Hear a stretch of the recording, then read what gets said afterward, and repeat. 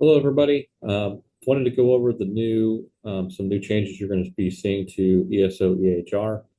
This is specific to NEMSIS, and if you're not familiar, NEMSIS is the data reporting system for the nation, and then also the state. So we're going to be transitioning EHR from 3.4 to 3.5.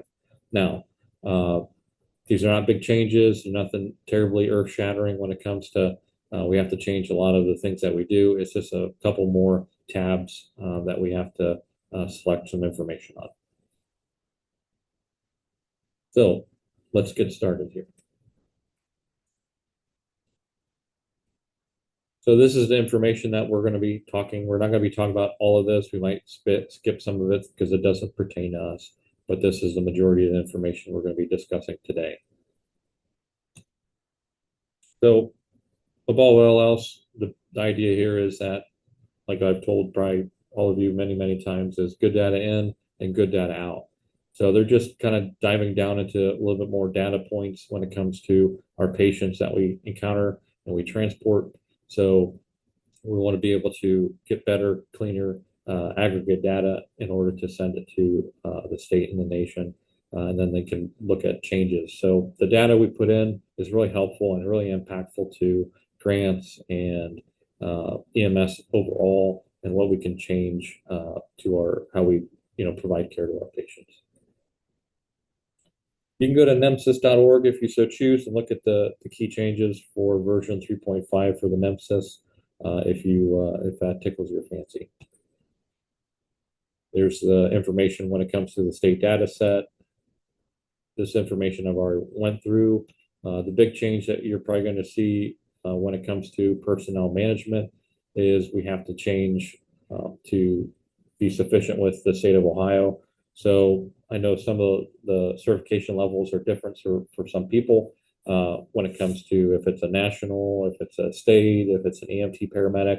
So we're just going to be changing everybody's to a 2009 paramedic state level, and that's sufficient for NEMSIS from the state. So that's going to make sure that all that information passes through.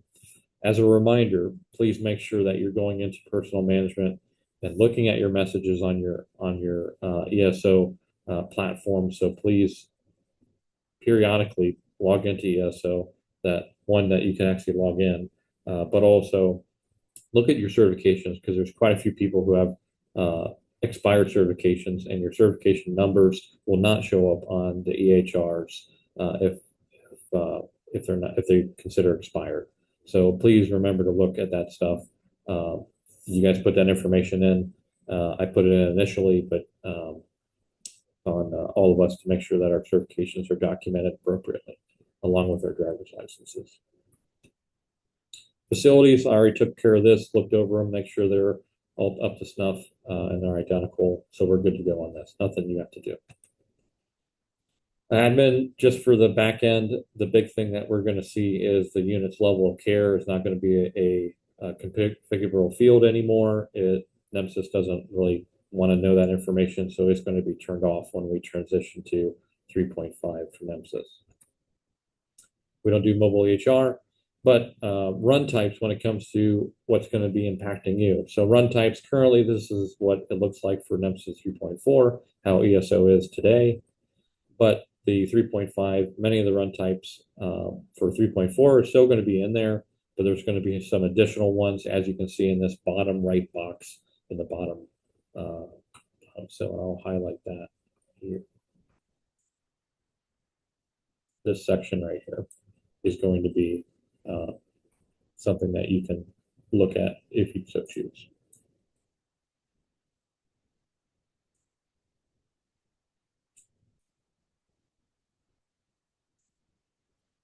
Next, the big change from NEMSIS 3.4 to 3.5 under the incident tab.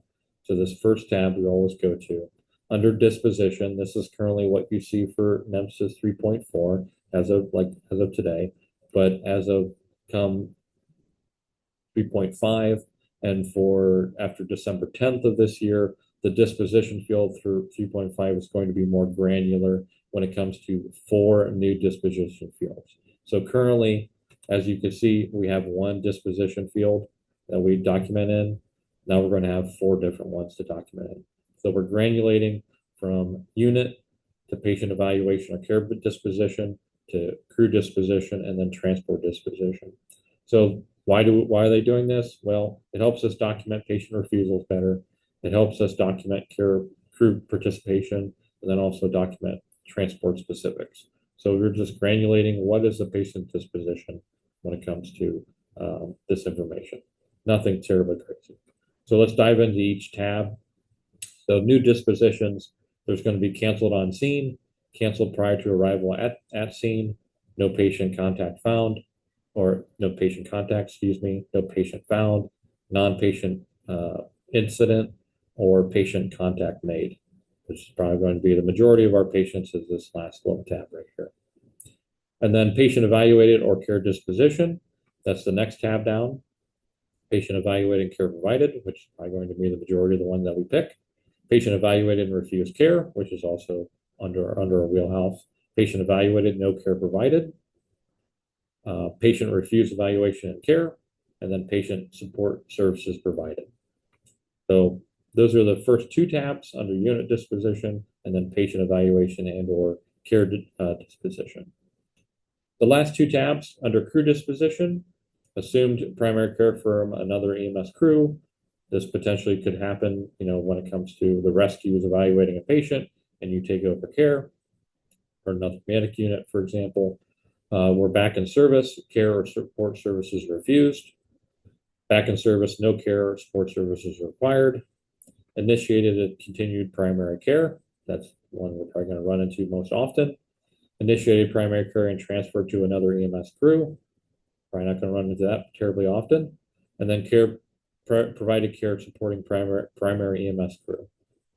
So a lot of this, like I said, we're going to be hitting this initiated and continued primary care. Still continue to follow the SOG for reporting services or reporting. So we're not going to hit all of these because some of the time, if, for example, I'm on the rescue, I'm not going to go in there and start an EHR for, I supported a primary care and I transferred care to you. So I'm just going to do a NIFRS or a fire incident for that. So just remember to please follow the incident reporting tab. But when it comes to the medic unit as itself, dive into these. And I'm confident that everybody's not going to have any issues when it comes to finding out which one is best for that patient. And then last but not least is transport disposition. There was a no transport, there was a non-transport, patient refused transport, transport by another EMS unit, transport by another EMS unit with a member of his crew, transport by this EMS unit, this crew only, or transport by this EMS unit with a member of another crew. This one we probably run into if additional crew member rides with you from the rescue, this would be sufficient. But the majority of the time we're going to have this second to last one, transport by this EMS unit, this crew only. Like I said, if you have questions, if you run into an instance, obviously these are not perfect. They're not going to cover every single instance, but choose the best one that is appropriate for your call. You don't have to necessarily worry about this. There may be some of these that we turn off that aren't, they're not for Jackson Township. We don't necessarily do them. So you may see not all of these as we just shown, but the majority of them are going to be listed under unit disposition and patient evaluation, care disposition, and then crew disposition and transport disposition. This just shows you how to turn them on and off and how you know how to do that. Also under the EHR patient tab, so currently we have these 3 designations for patient gender.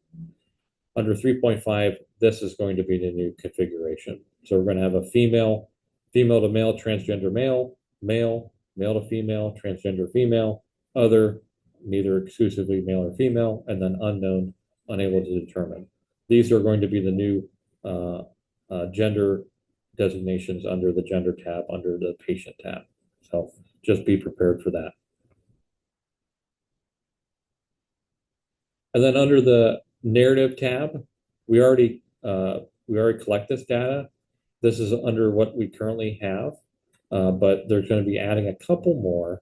The big one is non-acute routine, which is probably going to be possibly the majority of our patients, but also there's going to be a dead with resuscitation efforts and a dead without resuscitation efforts. So if we terminate resuscitation, this would obviously be dead with resuscitation efforts. And then if it's a patient's a DOA with no resuscitation efforts, it would be this last tab.